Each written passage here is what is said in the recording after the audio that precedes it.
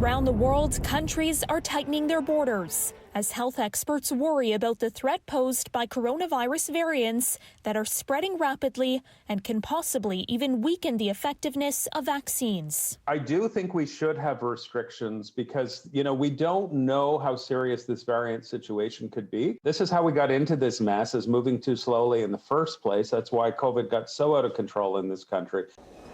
A more contagious variation of the virus in South Africa has now turned up in more than 24 countries, prompting Canada to crack down on travel.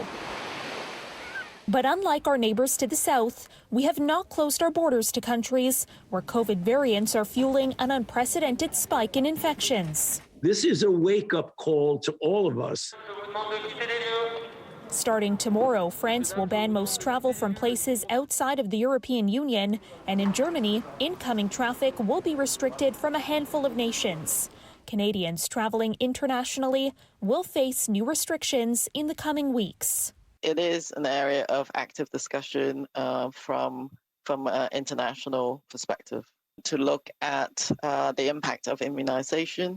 But questions are still being raised by some experts who say strict new rules at the airport may soon mean you'll need more than just one of these to leave the country, but an immunization or vaccination passport too. There's no question in my mind that, it's just a matter of time until airlines and countries ask for this.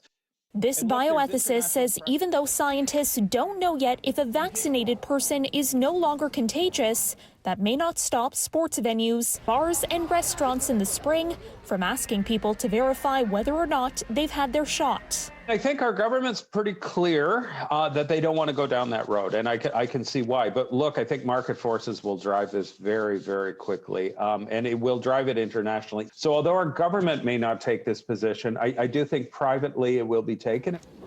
He says implementing such a pass would create two tiers of people, adding to concerns about how a travel crackdown may disproportionately impact some of the most vulnerable. Anything that creates an in-group and an out-group is always very worrisome in society. Most of us as Canadians would not have believed that our country would go that far, that we're all wearing masks, that, we can't travel. But, this is the reality of the situation we're in. It's just so important these things be short-term and be reversed. Caryn Ceolin, City News.